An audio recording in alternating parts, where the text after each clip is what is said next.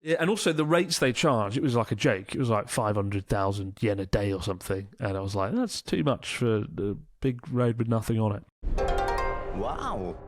Hello and welcome to the Abroad in Japan podcast. Probably the best way of learning about life in Japan without actually being in Japan. I'm your host, Chris Broad. We're joined as always by England's top Japan enthusiast, Mr. Pete Donaldson. Pete, how the devil are you doing? What's going on?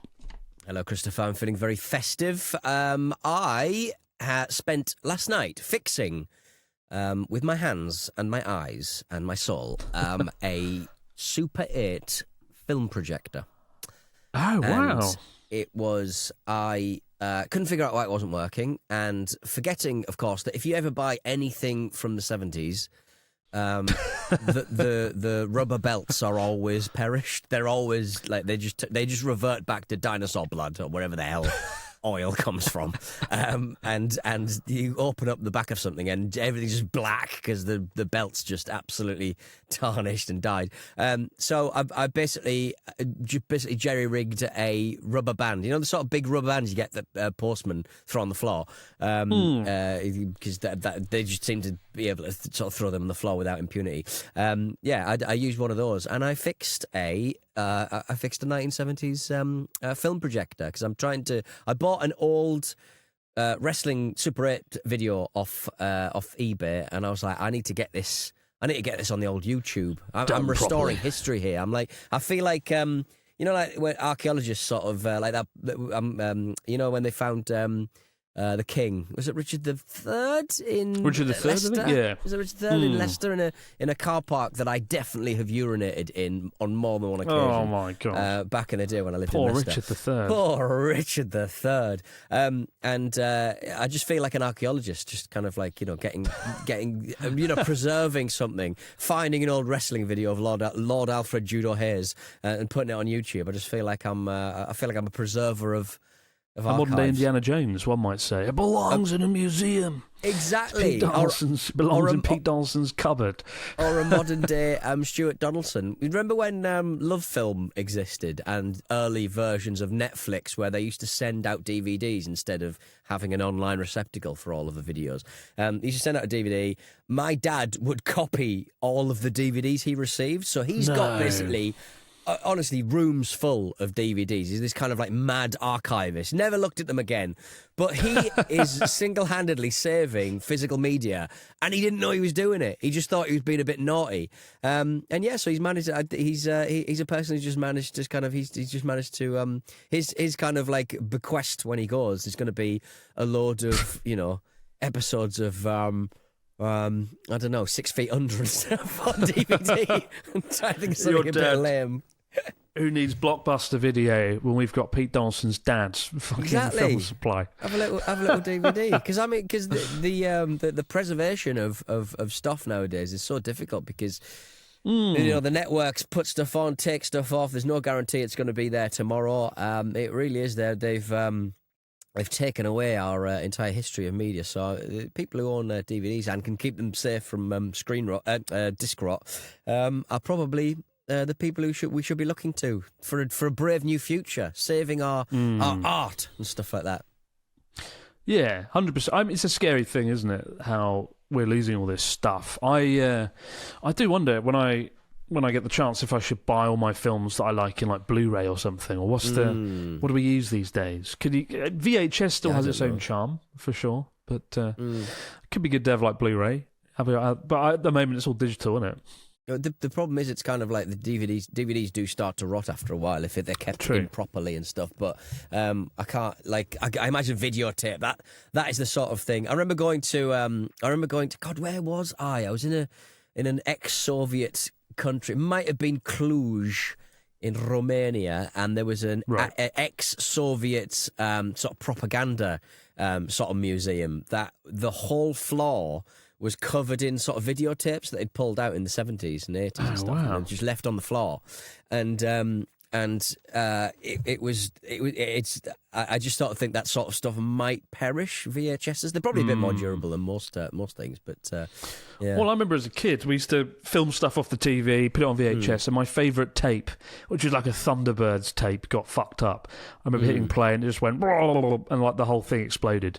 And then my dad was like, "I'll sort this," and he went to the garage and did something with the cable and like unwound it and did some, and it worked again. I was like, "This is magic! You're the best granddad in the world," and it was, I was very impressed that he could fix Was your this granddad tape, quite you know. handy, like your dad? Was he? Was it Dad's dad? Was it kind of? No, no, not Or was that really. just I inherent? suppose Is that not. just inherent granddad stuff? Granddads just know what to do. My granddad. This granddad was my mum's dad, as opposed to my dad's dad. My dad's quite handy with stuff, building robots out of wheelie bins. My granddad, mum's dad, was worked for the Foreign Commonwealth Office and had like one hell of a career. Yeah. Could have. I don't know. I'd like to think he could, but he had a hell of a career. Like, he was from a working class background, and in the Foreign Commonwealth Office in the UK, you get two streams, like the A stream and the B stream. A stream, you go to Oxford, Cambridge, you get a degree back in the day. B stream, it's like the common folk who have to work a lot harder because they didn't get born into wealth and success. And so, but he got posted all around the world. He started in Jakarta in Indonesia, and while he was in there, he was in like the embassy headquarters, or whatever, in the 50s. His friend locked him in the safe.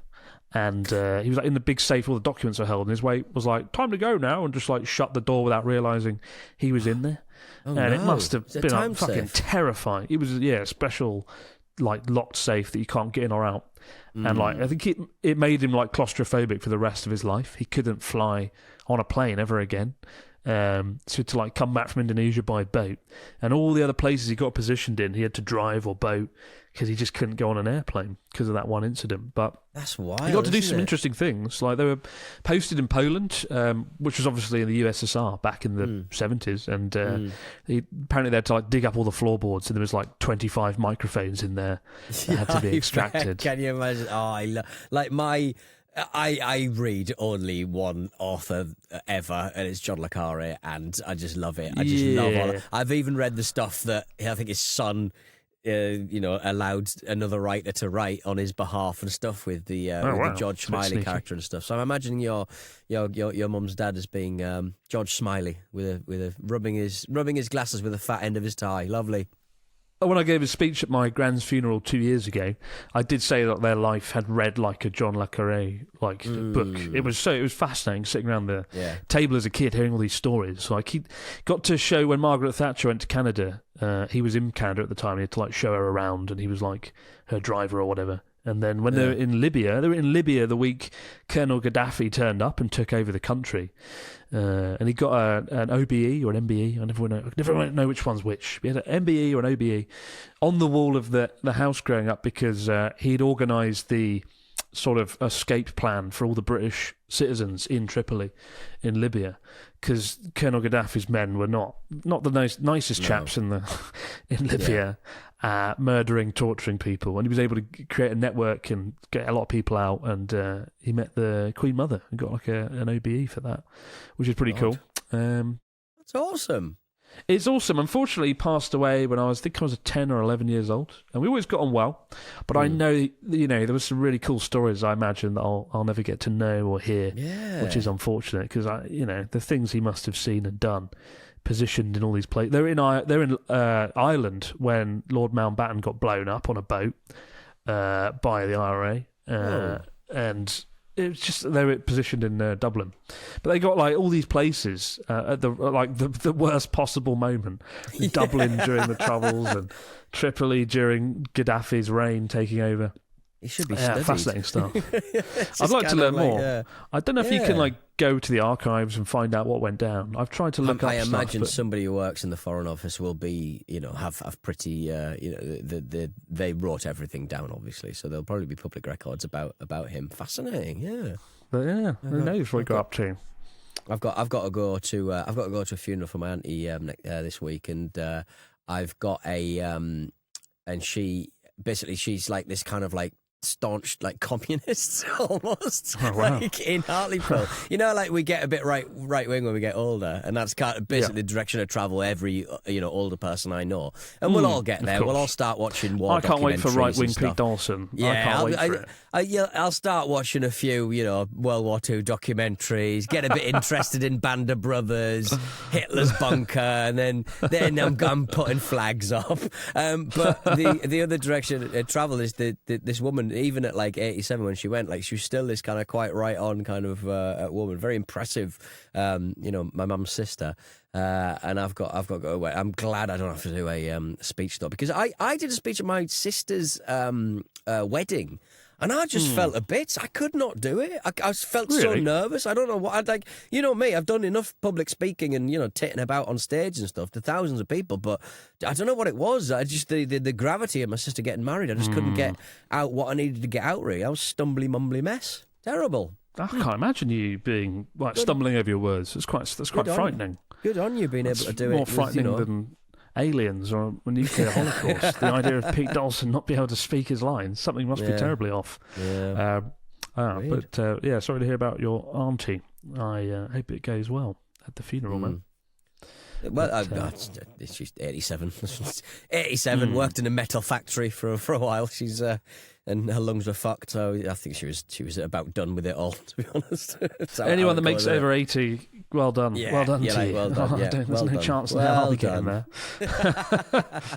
We got a story from Andrew from Gifu, originally from the Sunshine Coast of Australia, who says, hello Mr. Broad, hello Mr. Dawson, I'd like to cast your mind back to the days of August, when the sun was high and the waves were rough. My friend and I decided to take the plunge and drive out to Joetsu on the Sea of Japan coastline in Niigata. As the clock struck ungodly o'clock, we stifled a yawn, packed our things and made our way down to the ferry terminal. The ferry was nothing fancy, a bunch of tatami mats on an open space that you can sleep on. We colonised a free spot on the side, shut our eyes and got ready for what we thought would be a blissful night's sleep. How wrong we were. A group of elderly Japanese people decided that at 7 o'clock in the morning it was the prime time to get on the alcohol. Swirling chalices, unfathomably large bottles of sake, and enough merry cheer to give even one of Pete's late-night booze cruises a run for its money. The ferry was more akin to a sleep deprivation chamber at Guantanamo Bay. Several befuddled Japanese people were rightly annoyed about this kerfuffle and decided to yell at the party, screaming at them to shut up. This was effective for at least 30 seconds until they ramped up their operations, cracked open another 4-litre bottle of sake. Just as the ferry was about to pull up to Sado Island, the rioters decided it was time to wake up one of their members who had inexplicably fallen asleep. However, the man was blackout drunk at 9 o'clock in the morning. I can only imagine that the rest of his day wasn't getting any better than that. His elderly friends thought it was quite funny to jump on the drunk man and slap his face with their bare feet. In the end, seeing he wasn't making up, I confirmed he was alive by his heaving chest. One man decided to pull him up onto his shoulders before immediately proceeding to drop him onto the floor. Suffice to say, I was very tired from a lack of sleep, but at least the rest of my Sado Island adventure was rather good. The particular highlight being witnessing wild-crested ibis flying around the rice fields, a once-extinct animal that the authorities managed to wrangle back to life from a few specimens in a Chinese zoo. Cheers, Andrew from Gifu. What a bloody epic story. Yeah. Full of twists and turns and extinct birds and drunkards. What more could you want? What more could you want from a fax machine tale? I mean, I like that they would sort of like do basically body slams with the drunk old man. Poor bugger. Oh my goodness. God. It's cool though. I mean, those ferries, you always see it when you get on like a ferry to somewhere in Japan. There's always like an elderly group of men who are clearly old friends who crack out like strong zero or beer or sake and then destroy themselves. It's always a delight. It's always a delight to witness. And I'm glad it made your trip sort of memorable in a fun way without you having to get drunk on a ferry. Nicely done, Angie. But speaking of adults and drunkenness and dodgy things, what's going on this week in the news, Mr. Dawson? What's going down in Kyoto? Well, do you like samurai, Chris? Do you like adult immersive experiences? The well-known Toei Kyoto Studio Park, a filming site for countless samurai movies and TV dramas, is being reimagined as Uzumasa Kyoto Village, a fully immersive Edo period town designed with adult visitors in mind. It's 50 years young, the Toei, and they're aiming to breathe new life into the park while leveraging its historic role in Japanese cinema. Visitors will be able to walk the streets in kimono, explore period-accurate architecture, and enjoy a wide variety of cultural experiences. A significant change is the extension of park hours into the evening. Uzumasa Kyoto Village will be staying open until 9 p.m, allowing visitors to experience the Edo period streets under the glow of nighttime lighting. There'll be games like Chohanden, recreated for entertainment rather than actual gambling. Food and shopping are an important part of this experience too. 10 food stalls serving Kyoto style. We're getting really into the weeds in this one. They're going to be selling some food and craft beer. And they're trying to basically attract adult, domestic and international tourists, enhance the nighttime economy, and provide a cultural immersive experience that goes beyond the traditional theme park model. They've invested 76 million into the project, which is a hell of a lot of cheese. And it's hoping that people will really enjoy it, and I'm sure it'll provide plenty of thrills and spills and things for people to complain about in Kyoto when it comes to international tourists. You bet. I thought when I saw adults, I was like, this is going to be seedy and dodgy. And maybe they'll make it seedy. Maybe there'll be some, furtive Edo period, sex going on. You never know. I mean, Toei, the Eigamura. So Eigamura means like film. What do you call it? Film lot. Right. Film studio. Okay. Eigamura. There's a few of them around where you can like go there and see where things are made. I love film sets, right? But I always find a lot of Edo era film set places are just very sterile, and they've got like an old house with some tiles on it. There was one in Yamagata, not far from where I used to live, and I thought it'd be really fun to go there because some really big films have been made there, and it just looked like a street but more boring than usual, and I was not impressed. I'm impressed when it's like the most impressive film set I've been to in Japan, or sort of place where they've put a lot of effort into the design, is the ramen land in Yokohama. It looks like it looks like sort of Blade Runner-y. It looks like this studio, but like with a lot more money behind it, and it's absolutely huge. It's like a basement. It's like 3 stories, lots of little corridors and alleyways. The attention to detail is stunning. That's my favourite place, followed closely by the Showa Museum in Takayama. Really cool places. Isn't there? There's an Odaiba Retro Museum as well. It basically looks like your set. It's basically like a Showa era town with like just rural stuff going on. Yeah, that's right. They only opened I think it opened last year, and that's pretty cool. I went there with Natsuki for the recent 101 Things video, and if you can't make it to Takayama, that is the next best thing. It's got a lot of like memorabilia from the 60s and whatnot. Do you want to go to this place? I'm looking at photos of this place, and it looks all right. It just looks like Tokyo. It just looks like normal Kyoto. But well, that's what I mean. Kyoto's kind of all of that, isn't it? Really, Kyoto's. I guess it'll be the one part of Kyoto that feels like Kyoto, but there'll be a limited amount of people in it because of they'll have to limit their the amount of people that are going in. So yeah, maybe it will just be a really nice bit of Kyoto that people can enjoy. What I found though is people don't really get, like foreign tourists at least, don't get that excited by the Edo era. By like I agree. Yeah, your 17th, 18th century, 19th century, because it's cool, but also it's sort of not. Well, I don't know. It's a bit like the places that show it are often very sterile, and it looks like a normal house with nothing in it, with no electronics or nothing of discernible intrigue. So. Yeah, I don't get that excited about it myself, really. So I probably won't go. I guess I get really excited about that. You know that Shibuya Crossing that a film company made, or a film sets company made, that you can hire for the week, or so hire by the hour, and run around a completely empty Shibuya Crossing, modelled down to the very smallest, Coke can on the road. My friend went there and made a video on it, and it looked sort of rubbish again because it looks like a bit of Shibuya Crossing, but most of it's just green screen. So you've got a few streets and then loads of green panels everywhere. Because I looked at making a video there, I thought I could do something fun, but I was like, you know what? I'd rather just go to the real Shibuya Crossing. Just get up early and do it. Yeah, and also the rates they charge, it was like a joke. It was like 500,000 yen a day or something. And I was like, that's too much for a big road with nothing on it. I would say Edo Wonderland in Nikko is kind of cool, though.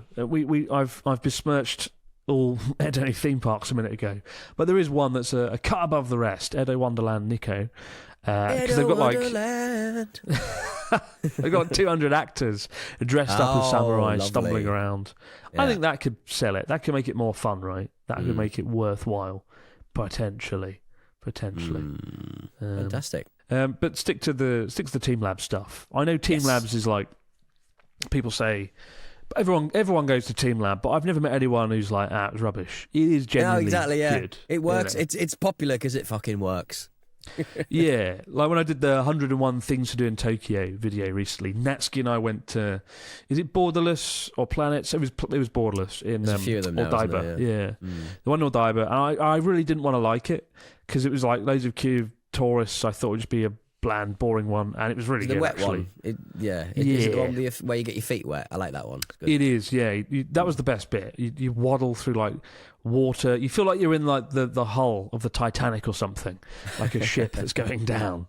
And they reflect like fish with lasers in the water. It's very impressive. I was genuinely like, okay, you've got me. Well done. I do worry about the cleanliness of the water, but that's a story for another time. Team Labs gets my vote. We'll be back in a moment, guys, with your stories, comments, and question over in the fax machine. I said question. There is, of course, more than one question, plural. Wow. We're back with the fax machine. What have we got this week from our listeners, Mr. Dawson? Fill us in. Caesar, for it is he, has got in touch. Hi, Chris and Bates. I'll be travelling to Tokyo next year on a family trip and we'll be bringing along my mother, who will be 70 years young. I've been to Tokyo a couple of times, but this will be my first time travelling with my family as an adult. Thankfully, she's in good health, but she's just recovered from a leg injury earlier this year, and I'm worried the constant walking in Tokyo might wear her out, since I imagine that'll probably be the main way we will be travelling. Do you have any suggestions on travelling with an older parent? Maybe places to visit in Tokyo that wouldn't require a lot of constant walking, or whether there's places with wheelchair rentals, just in case she needs it, or any other tips that might be useful in general. Thanks and have a great day. Ooh, that's an interesting one. We've had like people who are in chairs, people who walk with sticks and stuff, but just general kind of like, how do you plan a Japanese itinerary for someone who might get a bit tired easier? Just more time, I suppose, isn't it? Just don't pack your shit out. I mean, it's tough, isn't it? I'd say, I don't know, maybe try and book your things like trains in advance, right? Have some extra time between places. Don't go overboard on the itinerary and cram too much in. Maybe set aside a bit more budget for taxis instead of trains. But, all train stations have like a elevator and stuff, so it's easy to get around. It's not like the London Underground where lifts have not just been invented yet, and it's a lot of effort. Tokyo train stations are a lot better, I'd say. And my parents, when they came, what do? I think, not that they're in a wheelchair, they're just lazy. I think we just put them in a taxi a lot of the time. And they were hopeless. Respect for certain members of your family, and less so with the rents, though. Lazy old parents. They were sort of a bit hopeless at getting around Tokyo, so I would just bundle them in a cab and be like, take them to the Ueno Zoo or something, and then the taxi would take them. It is an assault, isn't it? It's very just even if you know where you're going, like it just there's just people everywhere, so it's quite hard to navigate. If you're not used to cities as well, that's a big change. Yeah, it's pretty full on Tokyo the first time. Dear Chris and Pete, says John and Rachel, currently in the Netherlands. I've been studying Japanese on and off since my high school days, and I've had it in my mind for a long time to move to Japan. Now, comfortably in our 30s, it seems my wife and I are getting more serious about the possibility to move in the next few years. So we found ourselves once again diving into the textbooks. If you had to begin the process of studying Japanese again, how do you think you would tackle it? Are there any things you would do differently, knowing what you know now? Do you just eat the kanji sandwich one bite at a time, or is there a smarter, more efficient way? Love the podcast, guys. John and Rachel. I haven't spoken to friends studying in a while. I know there's a website called Wanikani that I think is quite good at teaching you kanji characters, maybe Wanikani. But the route I took, I was very slow and clunky at it. I started with an app called Human Japanese, then I got the Genki textbooks, then I got Hastings Remembering the Kanji. It's weird. It's kind of like you're building the scaffolding of a building. You know, you go around and you do different bits. You learn the reading, the writing, the speaking, the pronunciation, characters. It's sort of you work on all things at once, I find, and gradually it sort of all comes together. But it took a year. I think my advice would be try and find ways of using your Japanese, like talking to people, trying to speak to people. I suppose that's the one thing AI might be good for. We always lament AI, but it's getting better at language learning, and certainly translation. It's far superior to things like Google Translate or whatever. And you could probably just talk to your, phone using ChatGPT or whatever to converse with it, either through text or talking to it. I know a lot of people do that. And that's becoming more popular than Duolingo, which is, of course, the thing people use the most, but the thing that actually won't ever get you fluent. Well, my mate said that he uses Duolingo and he's on a hell of a tear. He's on a hell of a streak at the moment in Japanese. And he basically said that, like, Duolingo is criticised because it doesn't immerse you in the language. It's, random phrases and stuff like that. But he did make the point that because he's been interested in Japan for such a long time, he goes so much, and he's been interested for such a long time. He has immersed himself in the rhythms of how to say certain things. So when they give you it on Duolingo, it is actually he finds that it is actually getting him to a point where he's satisfied with where he's getting to be.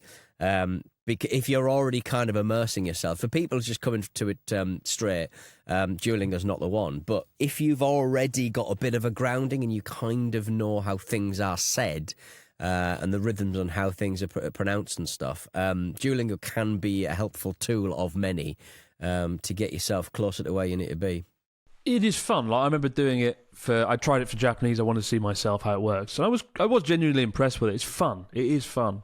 But there are better ways. I do think Human Japanese is the best app I've ever used for it, and the Genki textbook series have always been my favourite way. And the Return of the Kanji, what's it called? Remembering the Kanji, Revenge of the Kanji by Hastings. It was a really good book that helps you try and memorise 2,200 squiggly lines, which is no easy task. But if I could go back and whisper some advice into my ear as a 22-year-old guy studying in a room, it would be to try and have the confidence to use it a bit more. I was quite scared in my first year, and it's a scary thing, learning another language, and you do doubt yourself a lot.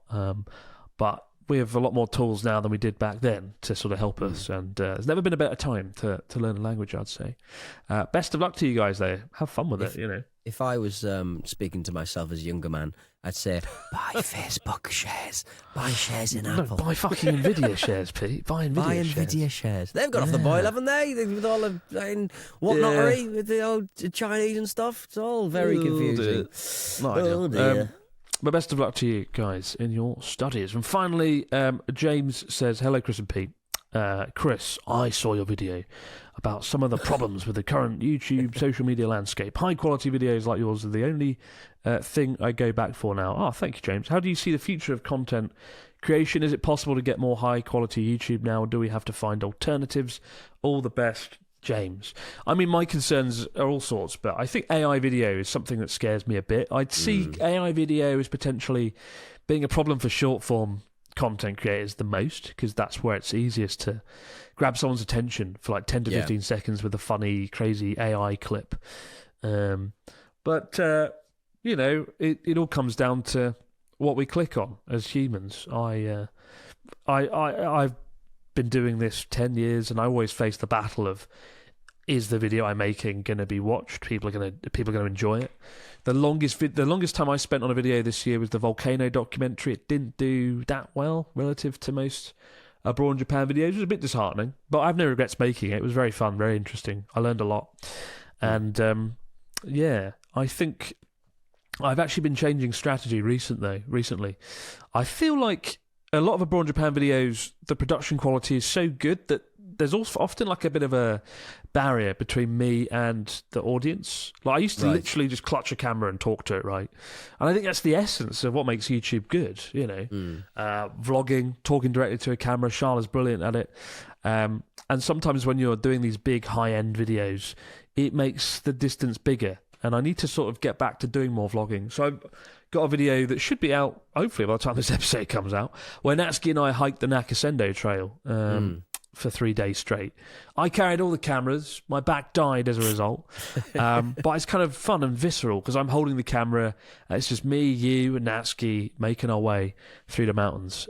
So I think, you know, it all comes down to content. Are you making something people want to watch? And are you doing it, you know, from a good place? So best of luck to you then. You sort of think that it's a bit more people sort of second screen sort of YouTube a bit more, don't they? They're sometimes doing something else, or they're not like sat down with their televisions and watching it. They're just kind of they've got it on the phone or something. They're doing something else at the same time. So I think if you're watching somebody sort of almost doing like a more streamy kind of production, you're kind of it feels a bit more kind of alive, maybe, and it feels like there might be surprises that you need to be watching for. Do you know what I mean? Like it's kind of if you're it's you and a camera. You're right. Interesting. Yeah, interesting. Different forms of media, eh? Streaming. I mean, streaming's a whole different ballgame entirely. I obviously have a lot of friends who are streamers. And it's really fun going on their streams, but I still think for me YouTube's where it's at. You know, one thing I worry about streaming is you're in your room a lot, just doing a thing on your computer and not really living life. And I feel like I'd rather expect long hours as well. It takes a formidable amount of energy that I don't have. I can't do it. I'll be rubbish at it. But I'd rather be out in the field, you know, filming something and going somewhere and meeting people and doing that sort of thing. Even though I probably could make good money from streaming if I wanted to. But for me, you've got to do what you enjoy. So just do what you enjoy. Hope it pans out. And best of luck to you, James. Thanks a lot for your question, man. Good question. Keep the stories, questions, comments coming in to Abroad Japan Podcast at gmail.com. We'll be back later in the week, guys, to do it all over again. But for now, have yourself a great few days, and we'll see you right back here to do it all over once again on the Abroad Japan Podcast. Bye for now. Water time.